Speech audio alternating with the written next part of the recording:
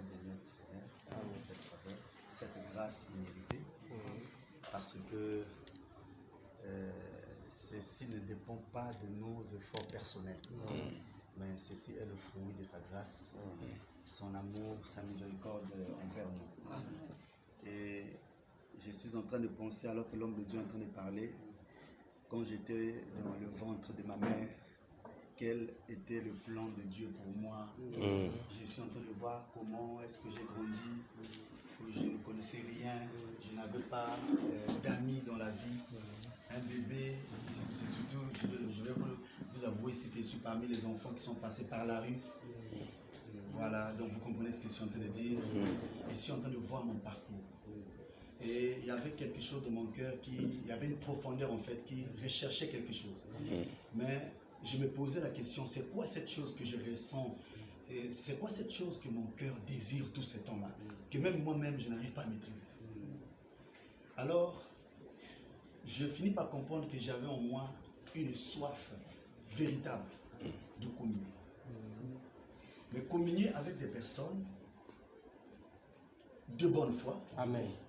Des personnes simples, des personnes qui ne, en fait, des personnes qui ne seraient pas là pour m'injecter des mauvaises semences. Mais des personnes qui m'ajouteront certainement un plus dans ma vie. Donc parlons d'abord de la symphonie de l'épouse. Les amis, je vous dis, ceci est le mouvement carrément du Saint-Esprit. Très bien. Ça, c'est sans discussion. D'ailleurs, le message le dit. Et toutes ces citations, vous savez, je suis venu, j'ai préparé les trucs, les prédicateurs ont tout pris. Je suis arrivé, j'ai dit, vraiment, ceux qui sont vers la fin sont toujours les malchanceux. Les prédicateurs du message, c'est des guerriers. Ils ont tout pris. C'est des lacleurs, des bulldozers. Ils ont tout pris. J'ai dit, mais finalement, par où on va rentrer? Et je vois encore, en tout cas, sincèrement, quand j'ai vu les citations, oh, Yuri avait déjà pris. J'ai dit, mais finalement, Seigneur, tu m'as abandonné ou quoi? C'est compliqué. Alors, j'ai aimé une chose que le pasteur Wilfried venait de souligner ici, dit, nous avons aussi besoin d'une petite expérience de notre frère Bill Désert. Étant missionnaire, il a essayé quand même de bouger un peu ça et là. Certainement, par lui aussi, on pourra tirer quelque chose. Bon, j'ai remercié le Seigneur, j'ai parlé au pasteur Wilfried. Je lui ai dit, pasteur, n'abandonnez pas. Et ma prière est que cette chose-là aille plus loin. Amen. Et tel qu'il est en train de le dire encore, il le répète ici, ça me fait plaisir de l'entendre de sa propre bouche. Et ça me fait plaisir de voir les serviteurs de Dieu dire Amen à ça. Amen. Soutenir cette vision Amen. qui n'est que la vision du Saint-Esprit pour attirer l'attention de notre jeunesse actuelle du message. Oui.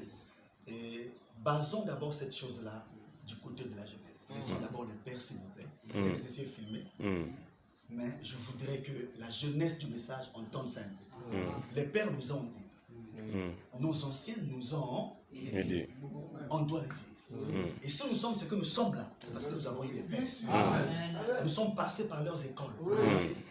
Beaucoup n'ont pas eu peut-être un bon français, de profondeur de la parole, mais leur vie au moins nous ont aidés. Très bien. Nous ont influencés. Et aujourd'hui, on peut se défendre sur le champ missionnaire parce que nous avons reçu une force quelque part. Le Saint-Esprit les a utilisés pour nous aider. Donc nous sommes reconnaissants. Nous les prions ici ce matin haut et fort de tous nos anciens. Amen. Ils ont fait un travail. Amen. Mais comme le travail ne s'achève pas là, le travail continue avec une nouvelle génération qui vient, alors on est obligé de s'y mettre afin de laisser le Saint-Esprit nous conduire jusqu'à bon port. Et nous sommes, je crois, par la grâce de Dieu, la nouvelle chevelure de Samson. Certainement, il y a des choses qui n'ont pas été bien. Parmi les pères, c'est des humains comme nous. C'est vrai, on reconnaît. Nous aussi, les jeunes, nous avons aussi culbuté quelque part. Nous ne sommes pas parfaits. Mais seulement, nous croyons que le Saint-Esprit est en train de cibler la jeunesse actuelle pour pouvoir créer un mouvement qui va encore ramener le réveil d'autres fois dans le message, afin que nous soyons là, toujours en activité pour le Saint-Esprit et pour le royaume de Dieu. Donc, voilà pourquoi je suis en train de dire ceci. nous avons un petit défaut. Je suis évangéliste, je vais rentrer dans mon assiette et ne me trouvez pas mauvais. Vas-y alors. On a aussi besoin de ça, c'est la symphonie. On a des apôtres, on a des prophètes, des évangélistes, des pasteurs. Moi, c'est pour moi évangéliste. Bon, un évangéliste, il tape sur ce qu'il voit. Il n'a pas, je ne sais pas, parce que je suis enseignant, je ne sais pas enseigner.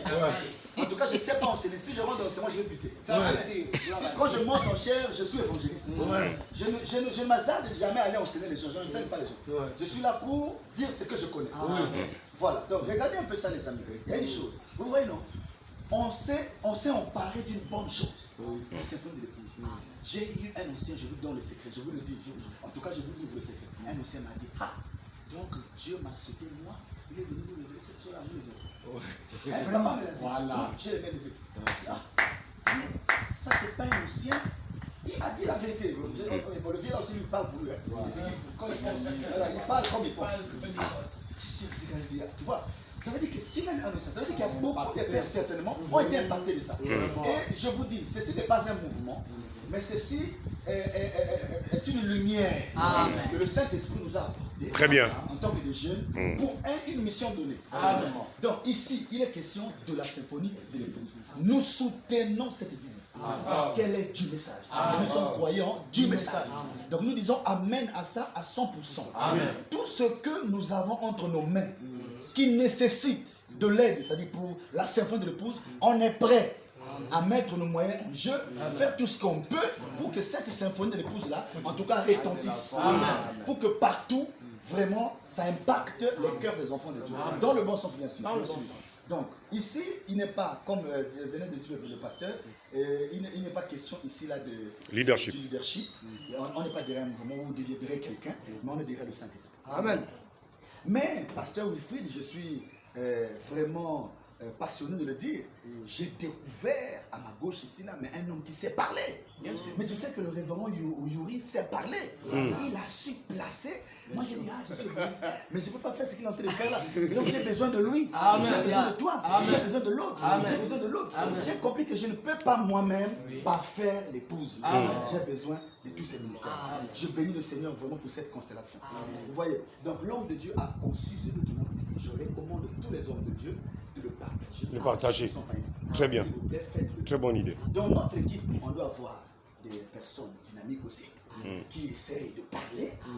Ça va aussi aider la symphonie de l'épouse. Partager la vision. On a aussi besoin des hommes d'onde qui, quand ils voient que un tel là, il veut mettre le temps, il faut diminuer. On a aussi besoin de tous ces options-là pour que vraiment cette vision-là vive, aille un peu plus loin. Donc, partageons cette information, partageons plutôt ce document condensé, ça va beaucoup aider les anciens comme les jeunes.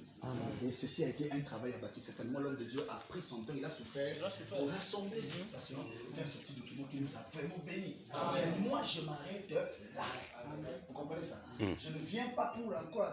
Frère Banam m'avait dit cela. J'ai préparé, j'ai mis de côté. Je me suis focalisé sur ce que Yuri nous a apporté parce que, en tout cas, il a tout dit. C'est parfait. Mais non, nous aussi, les prédicateurs, on a un défaut. Quand écoutons l'autre a déjà prêché sur ça, toi, tu veux encore venir. Parfois, il y a des choses, parfois quand tu arrives, tu vois que ton frère a déjà posé, tu laisses. Vous élevez la chose. Vous mettez simplement un peu de condiments et puis ça marche. Merci Seigneur. Vous gardez la vision de l'autre parce que moi, j'ai vu que c'est déjà bon, c'est parfait.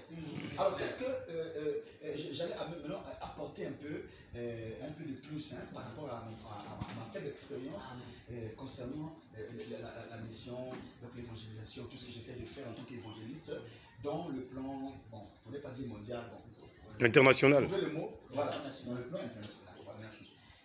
Donc, c'est ceci. Chers hommes de Dieu, nous sommes ici au Gabon. Je voudrais faire réfléchir un peu mes amis, mes bien-aimés frères, mes chers anciens, mes vétérans. Hein?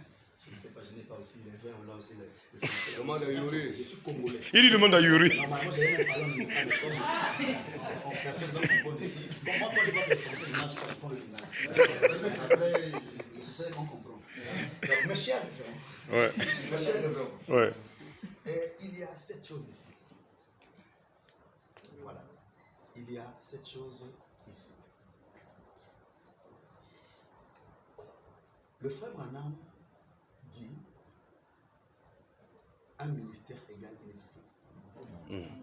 Un ministère égale une vision. Un ministère qui n'a pas de vision ne peut pas aller quelque part. Un ministère égale une vision. Et quand on est appelé, c'est pour une mission. On n'est pas appelé pour s'asseoir et puis contempler, continuer toujours à écouter ou bien suivre les gens, écouter, non. On est appelé pour un travail donné. Le ministère, c'est Dieu lui-même.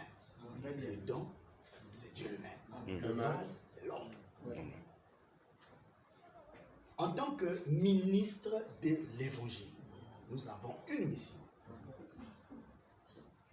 Mais actuellement où nous parlons ici, notre génération, vraiment, j'ai béni encore le Père, ils ont fait, eux aussi à leur époque, les esprits étaient un peu gentils. Mais aujourd'hui, les esprits deviennent encore de plus en plus méchants.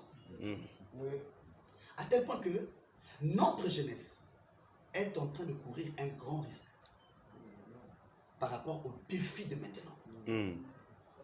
Et la jeunesse actuelle c'est-à-dire, elle a au moins 200% de chances de tomber dans le piège de Satan. Que comme d'autres fois avec les pères.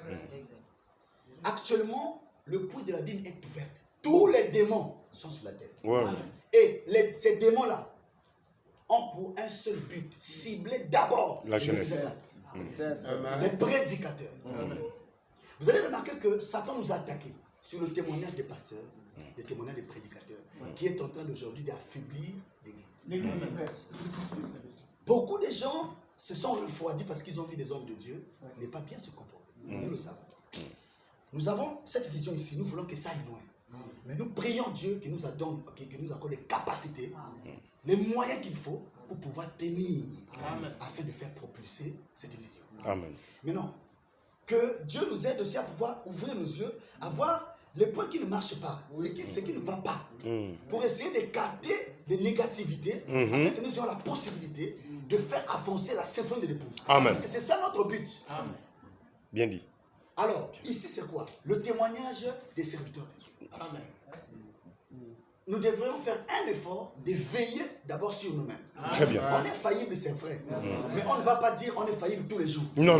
Ça, c'est pas bon. Non. Même si tu es devenu rétrograde, tu es pasteur, prédicateur ou pasteur, peu importe. Mais à un certain niveau, dis-toi non, je dois me battre quand même. À cause du ministère. À cause du ministère. Vraiment que je fasse un effort quand même, pour que l'on acclame quand même un peu. Qu'on dise que j'ai fait quelque chose de bien. Très bien. N'allons pas à l'aveuglette, bon, tu fais comme tu veux. Tu es rentré dans les affaires d'argent. Beaucoup de prédicateurs, maintenant c'est l'argent, ils ont abandonné le ministère. Oui. Et c'est ce qui fait qu'il n'y a pas d'écho dans le ministère avec la jeunesse aujourd'hui. Dans le message. On a abandonné l'œuvre que Dieu nous a confiée. Oui. La charge est partie. On s'est détaché de toutes ces charges. On est rentré dans beaucoup de choses, des rois d'argent. Je prie à ce que vraiment nous ne rentrons pas dans cette. C'est un mot que j'aime. Quoi? L'imbonglio.